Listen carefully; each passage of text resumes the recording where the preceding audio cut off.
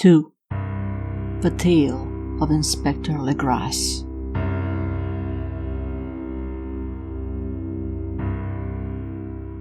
The older matters which had made the sculptor's dream and bas-relief so significant to my uncle formed the subject of the second half of his long manuscript.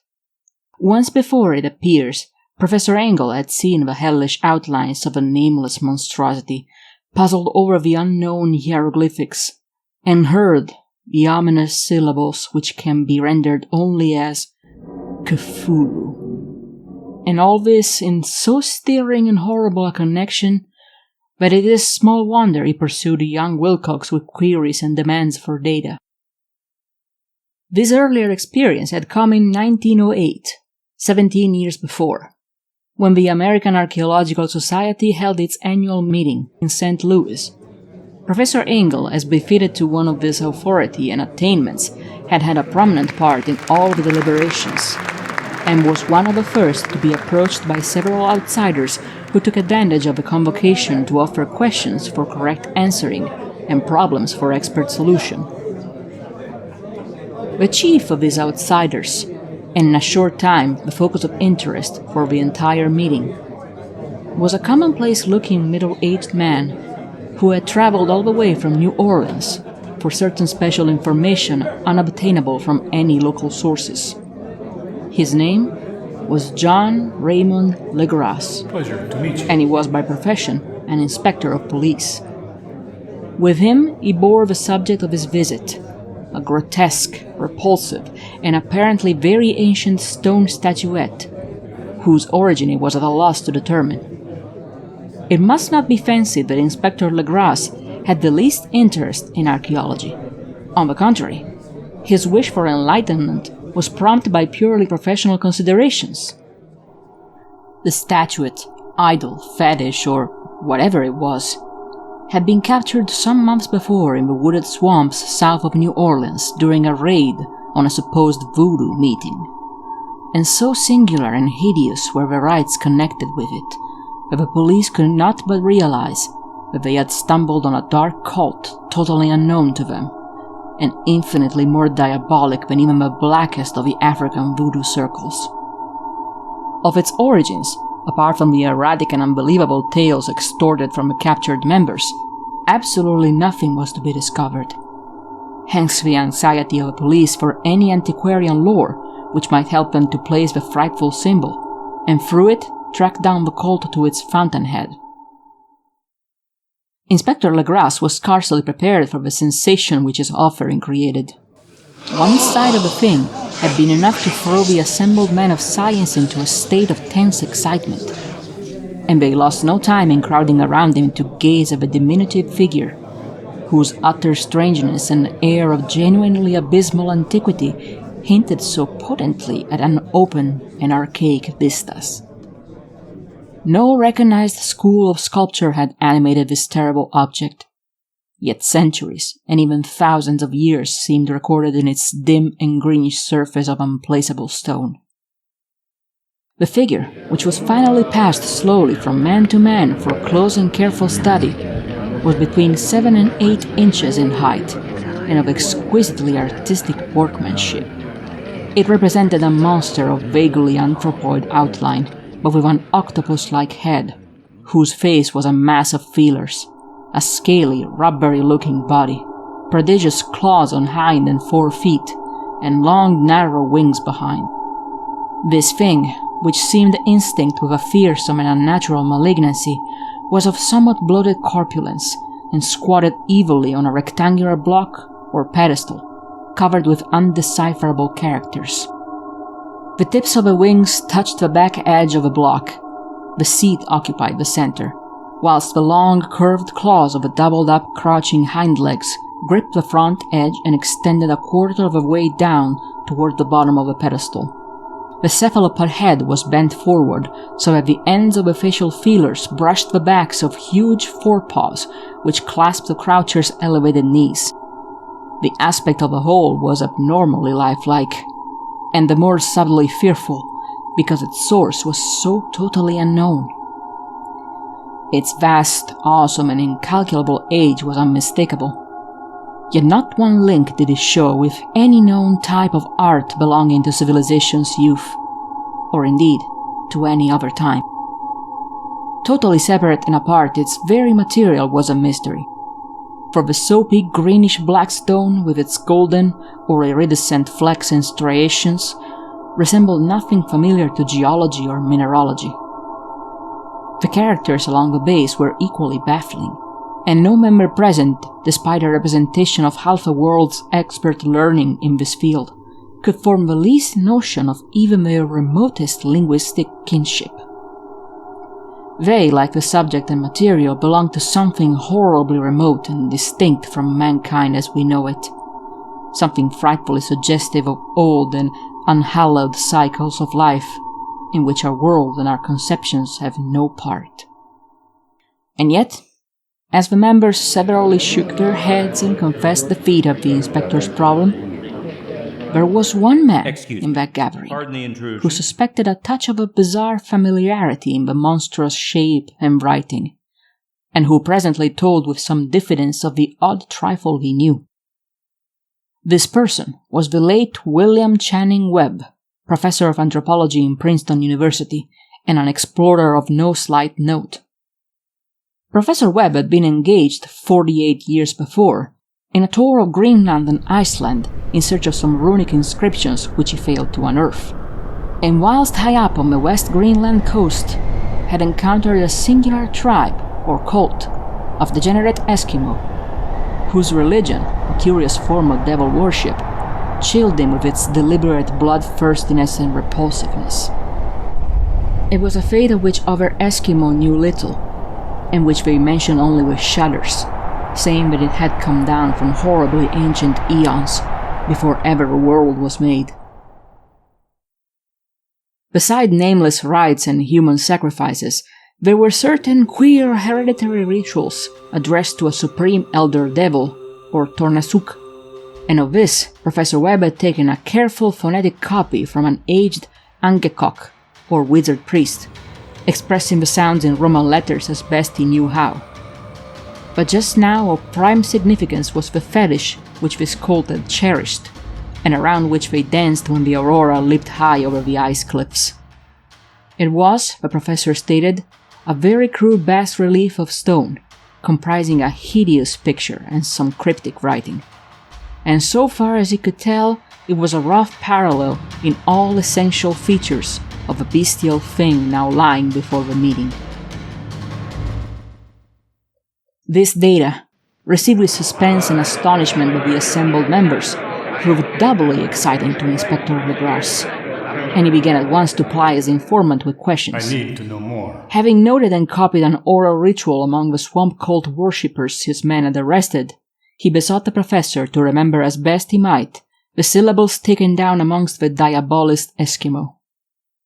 There then followed an exhaustive comparison of details, and a moment of really odd science, when both detective and scientist agreed on the virtual identity of a phrase common to two hellish rituals so many worlds of distance apart. What in substance both the Eskimo wizards and the Louisiana swamp priests had chanted to their kindred idols was something very like this, the word divisions being guessed at from traditional breaks in the phrase as chanted aloud. Fungui Ugnaf Cthulhu Rilie Ugan Nagol Fatagan. Legras at one point in advance of Professor Webb, for several among his mongrel prisoners had repeated to him what older celebrants had told them the words meant. This text, as given, ran something like this.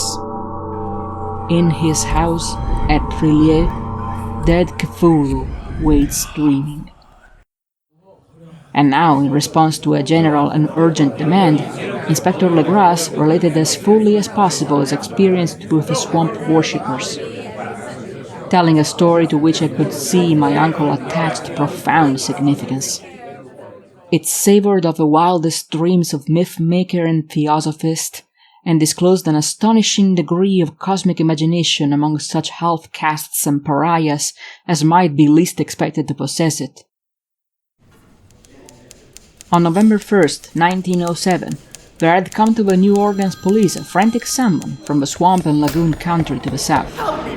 The squatters there, mostly primitive but good-natured descendants of Lafitte's men, were in the grip of stark terror from an unknown thing, which had stolen upon them in the night. It was voodoo, apparently, but voodoo of a more terrible sort than they had ever known. And some of their women and children had disappeared since the malevolent tom-tom had begun its insistent beating far within the black haunted woods where no dweller ventured. There were insane shouts and harrowing screams, soul-chilling chants and dancing devil flames.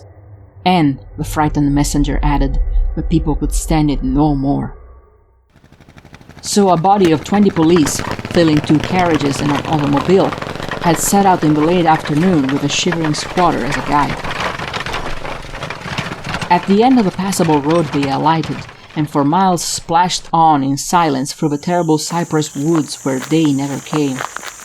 Ugly roots and malignant hanging nooses of Spanish moss beset them, and now and then a pile of dank stones, or fragment of a rotting wall, intensified by its hint of morbid habitation, a depression which every malformed tree and every fungus islet combined to create. At length the squatter's settlement, a miserable huddle of huts, hove in sight, and hysterical dwellers ran out to cluster around the group of bobbing lanterns. The muffled beat of tom-toms was now faintly audible far, far ahead, and a curdling shriek came at infrequent intervals when the wind shifted. A reddish glare, too, seemed to filter through pale undergrowth beyond the endless avenue of forest night. Reluctant even to be left alone again, each one of the cowed squatters refused point-blank to advance another inch toward the scene of unholy worship. So Inspector Legras and his 19 colleagues plunged on, unguided, into the arcades of horror that none of them had ever trod before. The region now entered by the police was one of traditionally evil repute, substantially unknown and untraversed by white men. There were legends of a hidden lake unglimpsed by mortal sight, in which dwelt a huge, formless, white polypus thing with luminous eyes, and squatters whispered that bat-winged devils flew up out of caverns in inner earth to worship it at midnight. They said it had been there before d'Iberville, before La Salle, before the Indians, and before even the wholesome beasts and birds of the woods. It was nightmare itself, and to see it was to die. But it made men dream, and so they knew enough to keep away. The present voodoo orgy was, indeed, on the nearest fringe of this abhorred area, but that location was bad enough. Hence perhaps the very place of the worship had terrified the squatters more than the shocking sounds and incidents. Only poetry or madness could do justice to the noises heard by Legras's men as they plowed on through the black morass towards the red glare and muffled tom-toms.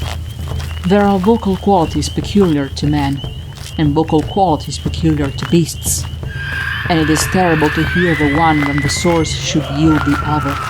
Animal fury and orgiastic license here whip themselves to demoniac heights by howls and squawking ecstasies that tore and reverberated through those nighted woods like pestilential tempests from the gulfs of hell. Now and then the less organized ululation would cease, and from what seemed like a well-drilled chorus of hoarse voices would rise, in sing-song chant, the hideous phrase of ritual. Funglui, Moglana, Cthulhu, Relay, Nga, Nagol, Fatagan. Then the men, having reached a spot where the trees were thinner, came suddenly in sight of the spectacle itself. 4 of them reeled, 1 fainted, and 2 were shaken into a frantic cry which the mad cacophony of the orgy fortunately deadened. The grass dashed swamp water on the face of a fainting man, and all stood trembling and nearly hypnotized with horror.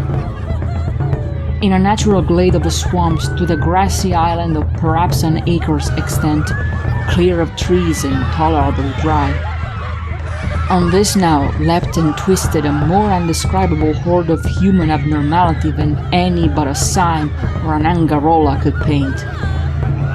Devoid of clothing, this hybrid spawn were braying, bellowing, and writhing about a monstrous ring-shaped bonfire, in the center of which, revealed by occasional rifts in the curtain of flame, stood a great granite monolith some 8 feet in height, on top of which, incongruous in its diminutiveness, rested the noxious carven statuette.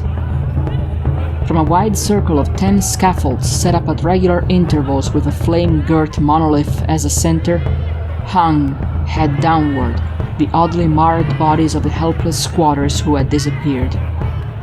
It was inside the circle that the ring of worshippers jumped and roared, the general direction of the mass motion being from left to right, in endless bacchanal between the ring of bodies and the ring of fire. It may have been only imagination, and it may have been only echoes which induced one of the men, an excitable Spaniard, to fancy he heard antiphonal responses to the ritual from some far and unillumined spot deeper within the woods of ancient legendary and horror. This man, Joseph D. Galvez, I later met and questioned, and he proved distractingly imaginative. He indeed went so far as to hint of a faint beating of great wings, and of a glimpse of shining eyes and a mountainous white bulk beyond the remotest trees. But I suppose he had been hearing too much native superstition. Actually, the horrified pause of a man was of comparatively brief duration. Duty came first, and although there must have been nearly 100 mongrel celebrants in the throng, the police relied on their firearms and plunged determinedly into the nauseous rout. For 5 minutes, the resultant din and chaos were beyond description. Wild blows were struck, shots were fired, and escapes were made. But in the end, Legras was able to count some 47 sullen prisoners, whom he forced to dress in haste and fall into line between 2 rows of policemen. 5 of the worshippers lay dead, and 2 severely wounded ones were carried away on improvised stretchers by their fellow prisoners. The image on the monolith, of course, was carefully removed and carried back by Legras. Examined at headquarters after a trip of intense strain and weariness, the prisoners were all proven to be men of a very low, mixed-blooded, and mentally aberrant type. Most were seamen, and a sprinkling of Negroes and mulattoes, largely West Indians or Brava Portuguese from the Cape Verde Islands, gave a coloring of voodooism to the heterogeneous cult. But before many questions were asked, it became manifest that something far deeper and older than Negro fetishism was involved. Degraded and ignorant as they were, the creatures held with surprising consistency to the central idea of their loathsome faith. They worshipped, so they said, the great old ones, who lived ages before there were any men, and who came to the young world out of the sky. Those old ones were gone now, inside the earth and under the sea, but their dead bodies had told their secrets in dreams to the first man, who formed a cult which had never died. This was that cult, and the prisoners said it had always existed and always would exist, hidden in distant wastes and dark places all over the world, until the time when the great priest Cthulhu, from his dark house in the mighty city of Rillier under the waters, should rise and bring the earth again beneath its sway. Some day he would call when the stars were ready, and the secret cult would always be waiting to liberate him. Meanwhile, no more must be told. There was a secret which even torture could not extract. Mankind was not absolutely alone among the conscious things of earth, for shapes came out of the dark to visit the faithful few. But these were not the great old ones. No man had ever seen the old ones. The carven idol was great Cthulhu, but none might say whether or not the others were precisely like him. No one could read the old writing now, but things were told by word of mouth. The chanted ritual was not the secret. That was never spoken aloud, only whispered. The chant meant only this: in his house at Rillier, dead Cthulhu waits dreaming. Only 2 of the prisoners were found sane enough to be hanged, and the rest were committed to various institutions. All denied a part in the ritual murders, and averred that the killing had been done by black-winged ones, which had come to them from their immemorial meeting place in the haunted wood. But of those mysterious allies no coherent account could ever be gained. What the police did extract came mainly from the immensely aged mestizo named Castro, who claimed to have sailed to strange ports and talked with undying leaders of a cult in the mountains of China. Old Castro remembered bits of hideous legend that paled the speculations of theosophists and made man and the world seem recent and transient indeed. There had been aeons when older things ruled the earth, and they had had great cities. Remains of them, he said the deathless Chinaman had told him, were still to be found as cyclopean stones on islands in the Pacific.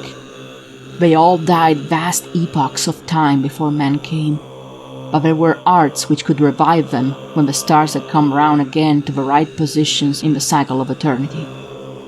They had indeed come themselves from the stars and brought their images with them. These great old ones, Castro continued, were not composed altogether of flesh and blood. They had shape, for did not this star-fashioned image prove it? But that shape was not made of matter. When the stars were right, they could plunge from world to world through the sky, but when the stars were wrong, they could not live. But although they no longer lived, they would never really die.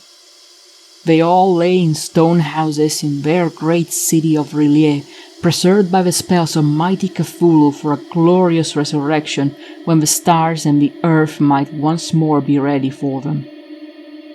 But at that time some force from outside must serve to liberate their bodies. The spells that preserved them intact likewise prevented them from making an initial move, and they could only lie awake in the dark and think whilst uncounted millions of years rolled by. They knew all that was occurring in the universe, for their mode of speech was transmitted thought. Even now they talked in their tombs. When after infinities of chaos the first man came, the great old ones spoke to the sensitive among them by molding their dreams, for only thus could their language reach the fleshly minds of mammals. Then, whispered Castro, those first men formed a cult around small idols which the great ones showed them. Idols brought in dim eras from dark stars. That cult would never die till the stars came right again, and the secret priests would take great Cthulhu from his tomb to revive his subjects and resume his rule of earth. The time would be easy to know, for then mankind would have become as the great old ones, free and wild and beyond good and evil, with laws and morals thrown aside, and all men shouting and killing and reveling in joy. Then, the liberated old ones would teach them new ways to shout and kill and revel and enjoy themselves. And all the earth would flame with a holocaust of ecstasy and freedom. Meanwhile, the cult, by appropriate rites, must keep alive the memory of those ancient ways and shadow forth a prophecy of their return. In the elder time, chosen men had talked with the entombed old ones in dreams, but then something happened. The great stone city Rillier, with its monoliths and sepulchres, had sunk beneath the waves, and the deep waters, full of a one primal mystery through which not even thought can pass, had cut off the spectral intercourse. But memory never died, and the high priest said that the city would rise again when the stars were right. Then came out of the earth the black spirits of earth, mouldy and shadowy, and full of dim rumors picked up in caverns beneath forgotten sea bottoms. But of them old Castro dared not speak much. He cut himself off hurriedly, and no amount of persuasion or subtlety could elicit more in this direction. The size of the old ones, too, he curiously declined to mention. Of a cult, he said that he thought the center lay amid the pathless desert of Arabia, where Irem, the city of pillars, dreams hidden and untouched. It was not allied to the European witch cult, and was virtually unknown beyond its members. No book had ever really hinted of it, though the deathless Chinaman said that there were double meanings in the Necronomicon, of a mad Arab, Abdul al-Hazred, which the initiated might read as they chose, especially the much-discussed couplet, "That is not dead which can eternal lie, and with strange aeons even death may die." Legras, deeply impressed and not a little bewildered, had inquired in vain concerning the historic affiliations of the cult. Castro apparently had told the truth when he said that it was wholly secret. The authorities at Tulane University could shed no light upon either cult or image, and now the detective had come to the highest authorities in the country, and met with no more than the Greenland tale of Professor Webb. The feverish interest aroused at the meeting by Legras' tale, corroborated as it was by the statuette, is echoed in the subsequent correspondence of those who attended, although scant mention occurs in the formal publications of the Society. Caution is the first care of those accustomed to face occasional charlatanry and imposture. Legras for some time lent the image to Professor Webb, but at the latter's death it was returned to him and remains in his possession, where I viewed it not long ago. It is truly a terrible thing, and unmistakably akin to the dream sculpture of young Wilcox. That my uncle was excited by the tale of the sculpture I did not wonder. For what thoughts must arise upon hearing, after a knowledge of what Legras had learned of a cult, of a sensitive young man who had dreamed not only the figure and exact hieroglyphics of the swamp-found image and the Greenland devil tablet, but had come in his dreams upon at least 3 of the precise words of a formula uttered alike by Eskimo diabolists and Monger Louisianans. Professor Engel's instant start on an investigation of the utmost thoroughness was eminently natural, though privately I suspected young Wilcox of having heard of the cult in some indirect way, and of having invented a series of dreams to heighten and continue the mystery at my uncle's expense. The dream narratives and cuttings collected by the professor were, of course, strong corroboration, but the rationalism of my mind and the extravagance of the whole subject led me to adopt what I thought the most sensible conclusions. So after thoroughly studying the manuscript again, and correlating the theosophical and anthropological notes with the cult narrative of Legras, I made a trip to Providence to see the sculpture, and give him the rebuke I thought proper for so boldly imposing upon a learned and aged man. Wilcox still lived in the Fleur-de-Lis building in Thomas Street, a hideous Victorian imitation of 17th century Breton architecture, which flaunts its stuccoed front amidst the lovely colonial houses on the ancient hill. And under the very shadow of the finest Georgian steeple in America, I found him at work in his rooms, and at once conceded from the specimens scattered about that his genius is indeed profound and authentic. He will, I believe, some time be heard from as one of the great decadents, for he has crystallized in clay and will one day mirror in marble those nightmares and fantasies which Arthur Machen evokes in prose and Clark Ashton Smith makes visible in verse and painting. Dark, frail, and somewhat unkempt in aspect, he turned languidly at my knock and asked me my business without rising. When I told him who I was, he displayed some interest, for my uncle had excited his curiosity in probing his strange dreams, yet had never explained the reason for the study. I did not enlarge his knowledge in this regard, but sought with some subtlety to draw him out. In a short time I became convinced of his absolute sincerity, for he spoke of a dream in a manner none could mistake. They, and their subconscious residuum, had influenced his art profoundly, and he showed me a morbid statue whose contours almost made me shake with the potency of its black suggestion. He could not recall having seen the original of this thing, except in his own dream bas-relief, but the outlines had formed themselves insensibly under his hands. It was no doubt the giant shape he had raved of in delirium. That he really knew nothing about the hidden cult, save from what my uncle's relentless catechism had let fall, he soon made clear. And again, I strove to think of some way in which he could possibly have received the weird impressions. He talked of his dreams in a strangely poetic fashion, making me see with terrible vividness the damp cyclopean city of slimy green stone, whose geometry, he oddly said, was all wrong.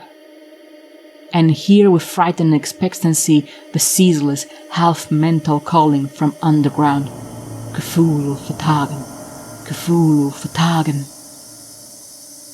These words that formed part of a dread ritual which told of dead Cthulhu's dream vigil in his stone-walled relief, and I felt deeply moved despite my rational beliefs. Wilcox, I was sure, had heard of a cult in some casual way, and had soon forgotten it amidst the mass of his equally weird reading and imagining.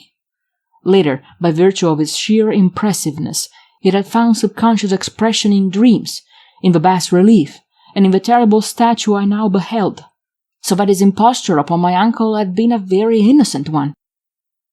The youth was of a type at once slightly affected and slightly ill-mannered, which I could never like, but I was willing enough now to admit both his genius and his honesty.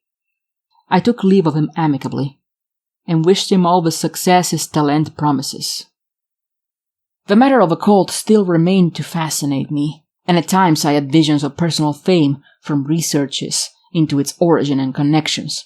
I visited New Orleans, talked with Legras and others of that old-time raiding party, saw the frightful image, and even questioned such of the mongrel prisoners as still survived.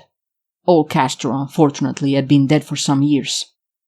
What I now heard so graphically at first hand, for it was really no more than a detailed confirmation of what my uncle had written, excited me afresh. For I felt sure that I was on the track of a very real, very secret, and very ancient religion, whose discovery would make me an anthropologist of note. My attitude was still one of absolute materialism, as I wish it still were. And I discounted with almost inexplicable perversity the coincidence of the dream notes and the odd cuttings collected by Professor Engel. One thing I began to suspect, and which now I fear I know, is that my uncle's death was far from natural. He fell on a narrow hill street leading up from an ancient waterfront, swarming with foreign mongrels after a careless push from a Negro sailor. I did not forget the mixed blood and marine pursuits of occult members in Louisiana, and would not be surprised to learn of secret methods and rites and beliefs. Legras and his men, it is true, had been let alone, but in Norway, a certain seaman who saw things is dead. Might not the deeper inquiries of my uncle after encountering the sculptor's data have come to sinister ears? I think Professor Engel died because he knew too much, or because he was likely to learn too much. Whether I shall go as he did remains to be seen, for I have learned much now.